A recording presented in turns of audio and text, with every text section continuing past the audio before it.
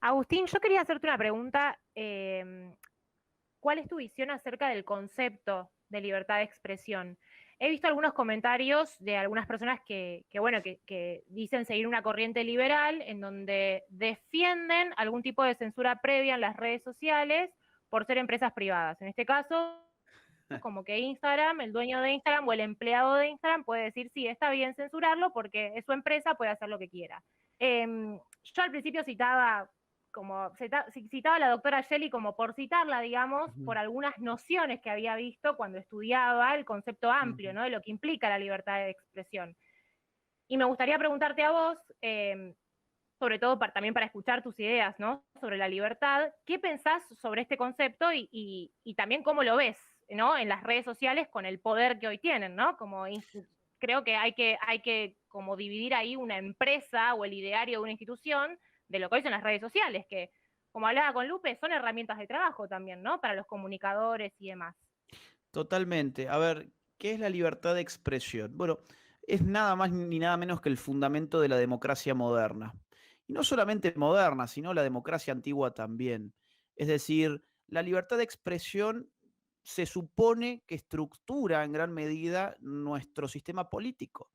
En la democracia, ¿qué hace uno? Bueno, uno es parte, participa como parte del demos de las discusiones públicas. Ahora, si yo en la discusión pública no puedo opinar lo que pienso, entonces la discusión ya no es pública o yo ya no soy parte del público.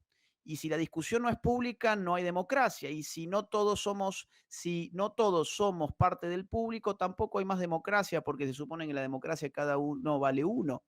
Entonces, todos los teóricos, todos, yo no conozco la verdad ninguno, de la democracia, los teóricos de la democracia, coinciden, mira, en pocas cosas coinciden, pero una de las cosas que coinciden es en que la democracia necesita libertad de expresión. Y vos recién mencionabas a, ¿no?, ciertos liberales. Ahora, lo más curioso de estos liberales es que ellos nunca han sido censurados. Vos fíjate, nunca, nunca. ¿Sabés por qué nunca han sido censurados? Porque nunca han dicho nada que valga la pena censurar. Nunca han dicho nada que valga la pena.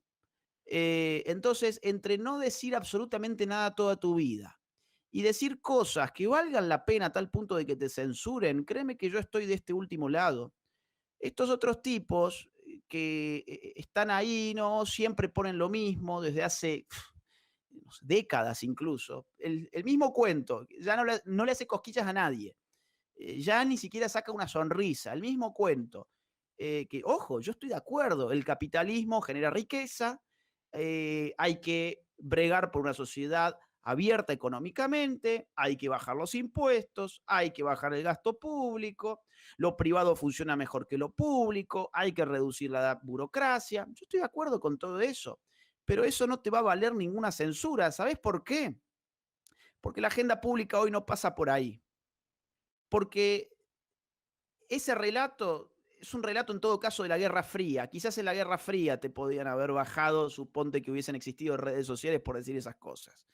Hoy, que digas eso, bueno, está muy bien, yo te aplaudo, digamos, estoy de tu lado, estoy a favor de ese ideario, es decir, y creo que además económicamente hace bien, pero gente que nunca ha dicho nada importante, nunca ha dicho nada que se salga del libreto, nunca se ha metido en las causas realmente jodidas, porque te tenés que meter en causas jodidas para que te terminen censurando, ¿sí? Y además no una vez, sino sistemáticamente.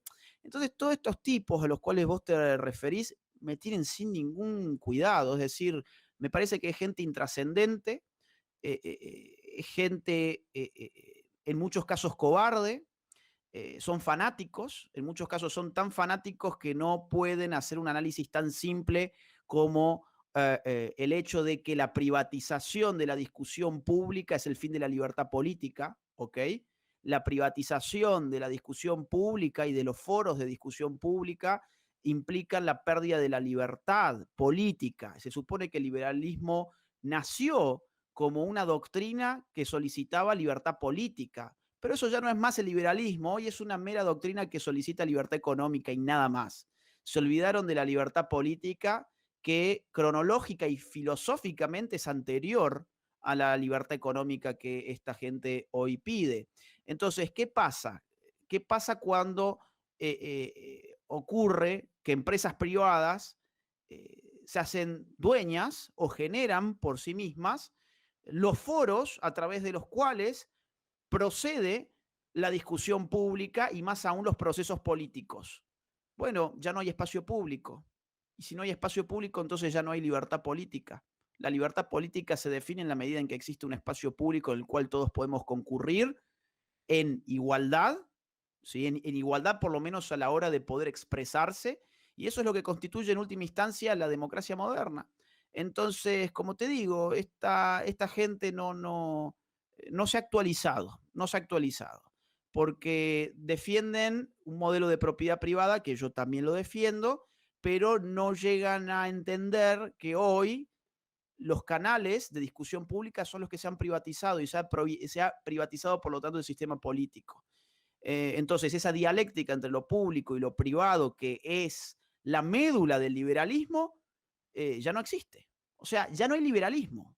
Si no tenés una dialéctica entre lo público y lo privado, ya no tenés liberalismo, ¿sí? Porque necesitas un espacio público en el cual concurran los privados. Si privatizaste el espacio público donde se lleva adelante la discusión política, aniquilaste la libertad política. Así de simple. Y eso es lo que está pasando hoy. No se ha todavía, obviamente, digamos, definido en términos absolutos esta privatización de lo político, pero ya está muy avanzada y el hito que ha terminado de confirmar ese avance ha sido la censura no mía, sino de la de Donald Trump de hace algunos meses atrás.